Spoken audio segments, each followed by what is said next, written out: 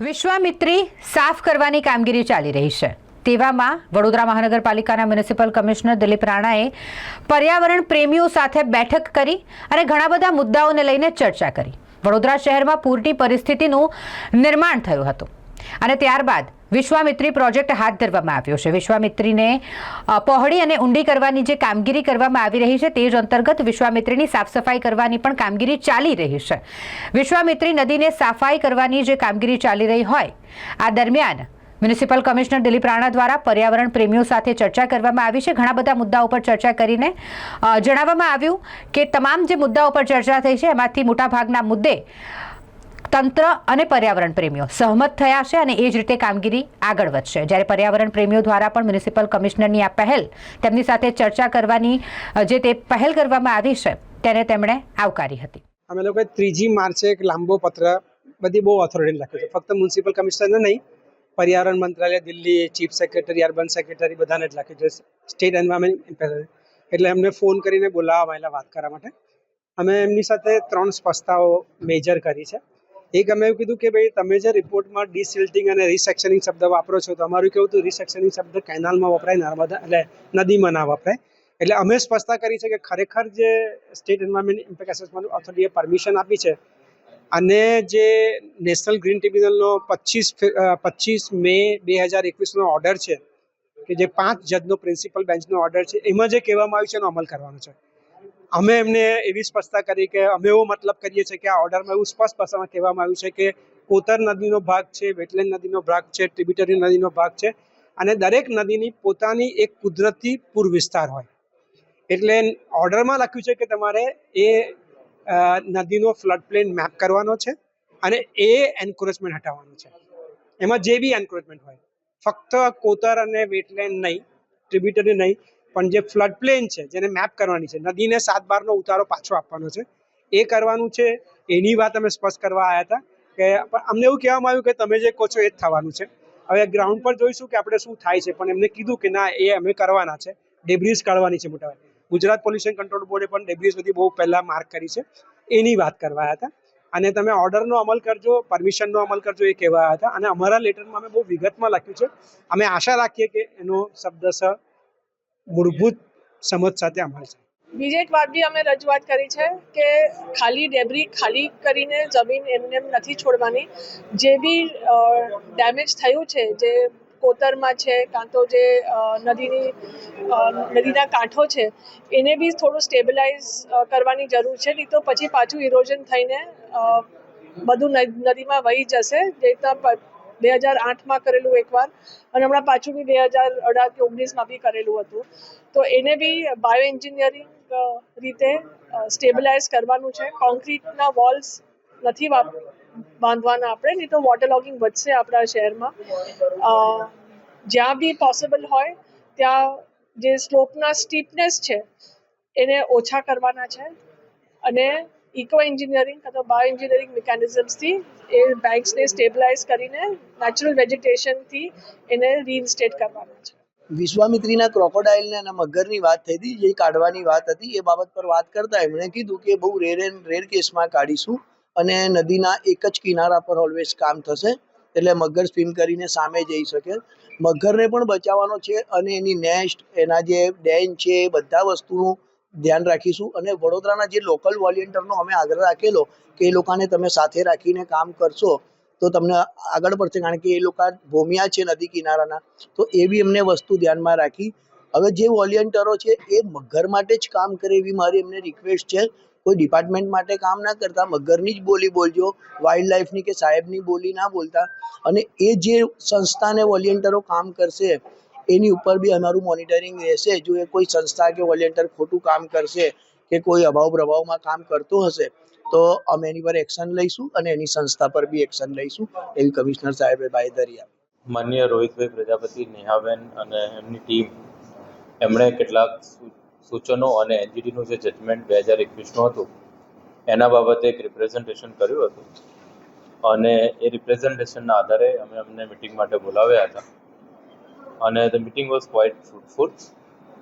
એમના જે સજેશનો અને જે એનજીટીની ગાઈડલાઇન્સ જે છે એ ફોલો કરવાની બાબત છે એમાં કેટલાક એમના સૂચનો હતા અને એનજીટીની ગાઈડલાઇન્સ એમણે ધ્યાને મૂકી છે, જેમાં એનજીટીના માન્ય એનજીટીના જજમેન્ટ 2021 મુજબ નદીમાં કામ કરતા પહેલા વાઇલ્ડ લાઇફ ક્લિયરન્સની મંજૂરી લેવાની હોય, એન્વાયરમેન્ટ ઇમ્પેક્ટ એસેસમેન્ટ ઓથોરિટીની મંજૂરી લેવાની હોય. એ બંને મંજૂરી આપણે મેળવી છે. ઉપરાંતમાં ફ્લડ પ્લેન મેપિંગની વાત હતી, એની કાર્યવાહી પણ ગતિમાં છે. સિકોને મેપિંગ કરેલું છે અને સાથોસાથ DILR પણ એમાં વર્ક કરી રહ્યું છે. એટલે એ બાબતે પણ અમારી પ્રગતિ છે. રિવરને એના ઓરિજિનલ શેપમાં રાખી અને ડિસિલ્ટિંગ અને રિજુવેનેટ કરવી એવી એમની લાગણી છે.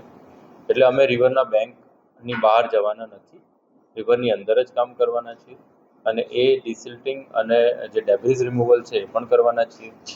એમના તરફથી 14 જગ્યાનું એક લિસ્ટ આવ્યું છે કે જ્યાં ડેબ્રિસ વધારે માત્રામાં છે.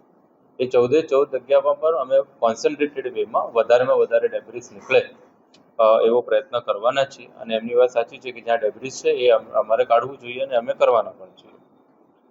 જોડે જોડે ક્રોકોડાઇલ્સ અને ટર્ટલ્સ જે નદીમાં નિવાસ કરે છે એની માટે પણ એમની રજૂઆત હતી. એટલે અમે એમાં એ કહેવા માંગીએ છીએ કે અમને વાઇલ્ડલાઇફની મંજૂરી મળી એટલે શિફ્ટિંગ પણ અમે કરી શકીએ છીએ, પણ આ શિફ્ટિંગ નીડ બેઝડ જ હશે, જરૂર પડશે તો ને તો જ થશે. ઉપરાંતમાં મેં અગાઉ પણ ઘણા ફોરમમાં કીધું છે કે જ્યારે પણ અમે નદીમાં એકચ્યુઅલ કામગીરી ચાલુ કરશું એ પહેલાં વોલન્ટિયર સાથે રહીને કરશું. ફોકલેન્ડ જેટલા ઉતરશે એની આગળ વોલન્ટિયર્સ હશે. કોઈ પણ હ્યુમન, ક્રોકોડાઇલ કે ટર્ટલનો કોન્ફ્લિક્ટ ન થાય એને સુનિશ્ચિત કરવાનો અમે પ્રમાણિક પ્રયત્ન કરવાના છીએ. વોલન્ટિયર્સોની મદદ લેવાના છીએ. વોલન્ટિયર્સોને એમનું મહેનતાણું જે છે એ પણ અમે એઝ અ રિસ્પેક્ટ અમે એમને આપવાના છીએ.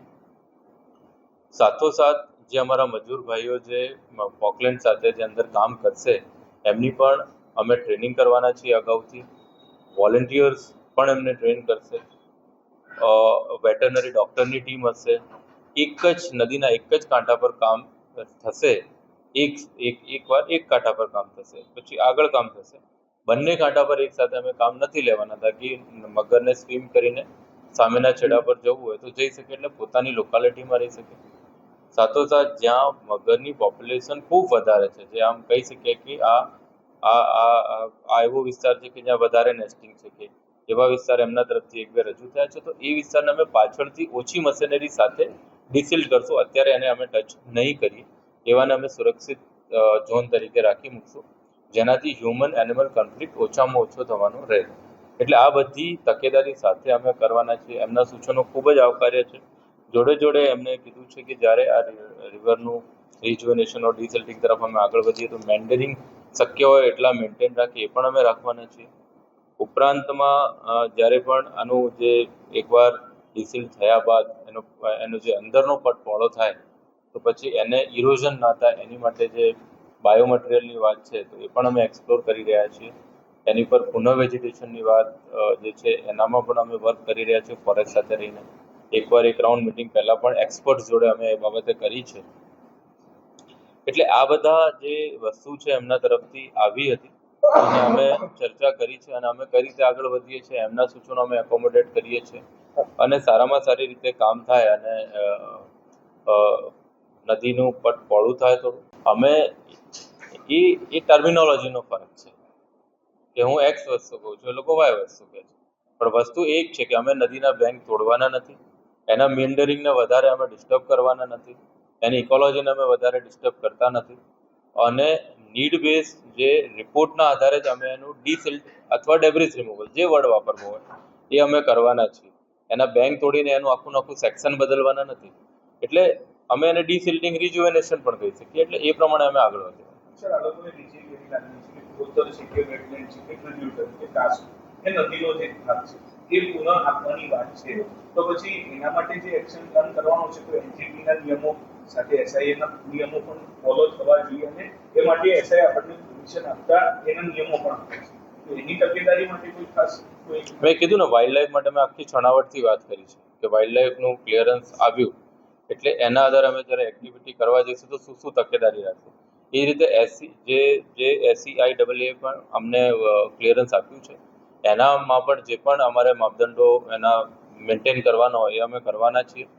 જોડે જોડે જે બીજા કાંસ છે તો બોચરાજીનું કાંસ છે, રાજીવનગરના કાંસ છે કે પછી ભૂકીનું કાંસ છે, એ બધાને પણ અમે એનું ક્લિનિંગ અને જેટલું શક્ય હોય એટલું એને અમે ઓરિજિનલ શેપ આપવાનો પ્રયત્ન કરી રહ્યા છીએ.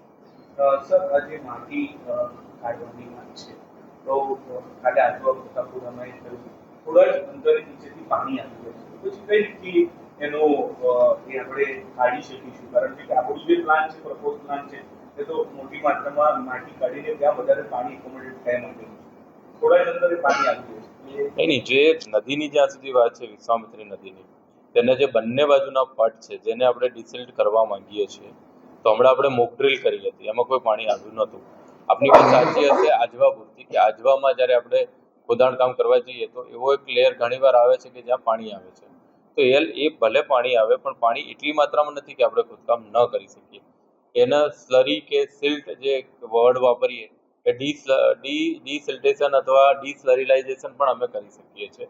એની આઈટમ પણ અમે ટેન્ડરમાં લીધી છે. અને જ્યાં સુધી આજવા અને પ્રતાપપુરા ઊંડા કરવાની બાબત છે તો એમાં કદાચ પાણી આવશે તો જગ્યા છોડીને બીજી જગ્યાએ પણ અમે કામ કરી શકશું. એટલે જેટલી જગ્યા એટલે જ અમે આજવામાં ઘણીવાર કહીએ છીએ કે અમે 10 લાખથી લગાડીને 20 લાખ M³ જેટલું ખોદકામ કરશું. એ તફાવત એટલે જ આવે છે કે ડિપેન્ડ્સ કે પાણી ફૂટીને આવે તો કદાચ અમારે ત્યાં ખોદકામ કરવાનું ટેકનિકલી પોસિબલ નહીં બને. તો એટલા માટે થઈને આ બધી જે વાતો છે, એમની જે સજેશન્સ છે, અમે બધા મોટાભાગના અમે એકોમોડેટ કર્યા છે, એમના સજેશન અમે લીધા.